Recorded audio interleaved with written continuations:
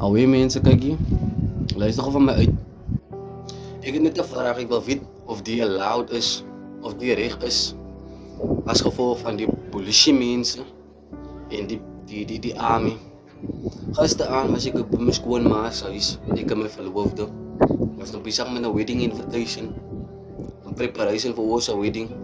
Ik voel hulle wel mensen. Ik zoek wat ik is. Niemand van ons kennis draaien. Ik zoek voor mensen. In mijn schoonma's huis. Ik is alleen de enige man wat daar in huis in geweest is. Ja, hulle kom met een hele agressieve attitude kom hulle naar mij toe. Vraag van mij in en uit. Wie is ik? Wat is mijn naam? Ik heb een bijnaam. Ik sta en zo, ik geef hulle van mij mijn government naam. Hier wordt het zomaar van mij gedreigd en gezegd, ja, ik heb een lelijke attitude. Ik moet mijn attitude los. Als gevolg van mijn uitkijk. Eerste ding is, ik kom aan een man's huizen. Wat innocent is, als zijn mensen vastdruk in hulle eie huizen. Mijn arme schoonma staan aan mijn tranen aan haar ogen. Wat hulle van mij sê, wat hulle vir ons sê, hulle sal sommer van my vat of hulle sal my seer maak en slaan voor haar, voor my verloofde.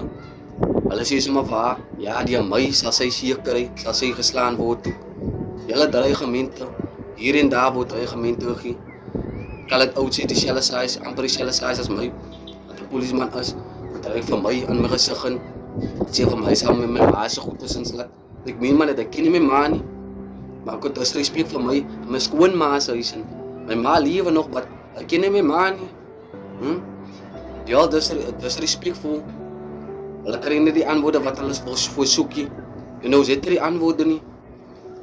Hulle wil my vat na die tronk toe. Vir wat? Omdat ek innocent is. Ek dreig vir my skoonma en haar dogter in die huis in. Word hulle gedreig. Ek sê ja, die aan my mond, of wat even dat is met wie, maar ek was altyd stil gewees. Ek van my herinner weer dreigemente. Maar my vraag is, die is het reg. Is die van hulle laat dat hulle kom na my toe, want daar was 3 manne wat na my toe gekom het, en vat hulle foto's van my gesig. Is hy allowed, so na my toestemming, kom hulle na my toe gisteraan, vat sommer foto's.